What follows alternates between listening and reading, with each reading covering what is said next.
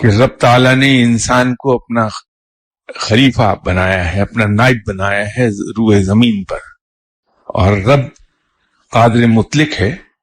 یہ انصاف پر مبنی نہیں ہوگا اگر قادر مطلق کا نائب کم از کم قادر نہ ہو کچھ چیزوں پر. تو اللہ نے انسان کو مجبور محض نہیں بنایا، اس کو بہت سے آزادی عطا کی ہے کہ وہ فیصلہ کرے، وہ قدم اٹھا سکے عملی. تو اولیاء کرام صاحب علم ہوتے ہیں، اور علم کے نتیجے میں انسان کو عقل و فراست عطا کی جاتی ہے رب سے.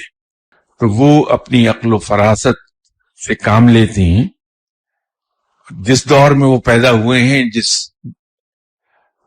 جیوگرافیکل اسٹیٹا میں انہوں نے جنم لیا ہے، جہاں ان کی ڈیوٹی ہے، جہاں ان کو ولایت عطا ہوئی ہے، اس علاقے کے رسم و رواج، وہاں کی تعلیم، وہاں کے ذہنی معیار، ان سب چیزوں کو سامنے رکھ کے وہ فیصلہ کر لیتے ہیں کہ مجھے کس راہ سے یہ تبلیغ کرنا ہوگی.